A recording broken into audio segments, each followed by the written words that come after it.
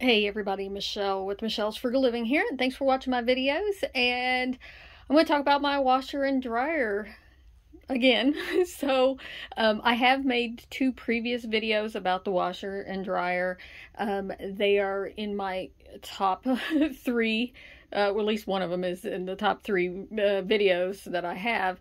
And I get constant questions about them, so I thought I'd do another follow-up video on how they're working. So I bought these washer and dryer, they're Whirlpool, right at the beginning of the year in January of 2018. So now it is March of 2022. I've had them for a little over 4 years. I made the first video right after I had installed them, and then the second video I made 2 years ago. So they were doing just fine then, and spoiler, they are still working fabulous today. So, but I did get a request recently if I could do a follow-up, and a number one thing that people ask me, and I'm like, I didn't say in either of those other two videos, is the model number on these. So let's look at the model number on the washer, and it is right here. And so let me see, WTW7500GC0. I'm assuming those are zeros and not O's, but either way, you can see what it is right there. Okay, so that's a big question. I do not know that they make this specific model anymore. I know they make some that look identical to these, so they may have had some updates over the years and that kind of thing, so the model numbers could be slightly different. Yeah, and I have no clue how much they cost now, or anything like that. So I think they're really great. I end up with all Whirlpool appliances, and I don't really have too much trouble with them. So one of the things is people like, how do you turn this on and use it when you first get it? Okay, so all you have to do is tap that button to get it to come on, and all the buttons make noise like this, and adjusting these, the start button is this one over here, and it says hold to start or press to pause. So you can stop the cycle at any point by pushing that button so you can get the lid open, because once the cycle starts, the lid locks and you can't get it open. Okay. Some of the features have this deep water setting, so not all of them. So if I go to colors, deep water works. If I use darks, yeah, it works. White, I guess it works.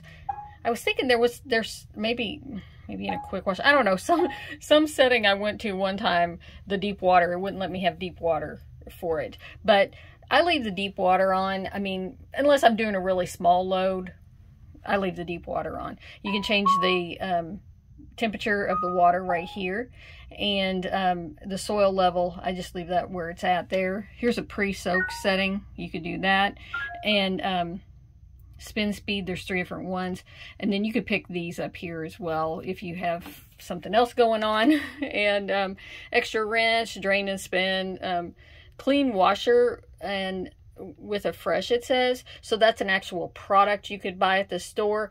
I did a video a few months ago talking about how I keep my washer clean, and I do that with just some standard old white vinegar. Okay, so, and I just put the white vinegar, and I made a video on how I did it. I just dump it in here. I try to do that at least once a week. Or like, well, I asked myself, how many loads of laundry do I do in a week? Okay, let me rephrase. Maybe I do it about every 3 loads or so, but I could do it every load. I put about 1/4 cup in here. I don't have any problem with bad smells or feeling like this washer is dirty or anything like that in there. So yeah, you could do that. You can buy some expensive product and run that cycle. I've never run that cycle. So, but if you feel like you have a dirty washer, you know, do hot water, fill it, you know, put a cup or 2 of vinegar in there, and you can put it in here as well. This tray right here, all it does is dispense water right here, okay? And that's all that does. And this one, laundry soap, and a softener in there if you want to. But, you know, I don't use much laundry soap. Of course, I don't have a really dirty job. I don't have really dirty clothes. Of course, if I had dirtier clothes that were more stained and everything, then I would use more laundry soap. Okay, so people saying these washers, because it doesn't have the agitator in here, that they don't get the clothes as clean. It's really easy to overfill this washer, and I think that's a big problem. One, using really, really cheap laundry soap, I think can be a problem. And also overfilling this so that the clothes can't move around, okay? I've got like 6 pairs of jeans and 2 towels in here, and I think that's plenty full. Much more than that, you can really tell when you overfill it, and you kind of get a feel for it because they start twisting. Like when they come out, they be all twisted up like that because they just can't move around too well. So, and something else before I turn this on, I did find that this little crevice right down here in there, like if you leave coins in your pocket, they find their way into that little crevice. One time, obviously did it one time recently, and I found like 5 coins, and they were not tall enough to get up. Nickels and dimes and pennies are not tall enough to just pull them out. So I had to like get, you know, tweezers or something and get down there to get them out. I think quarters would probably be tall enough that you could just pull them right out. So anyways, just be aware of that things might get caught in that little spot right there. And yeah, so anyways, I think that's what I wanted to say about the washer. And I got my laundry soap over here. Let me get the lid off of it. Yeah, I use Tide, and literally, like, I don't measure it. I just do that. And like I said, I don't have a problem.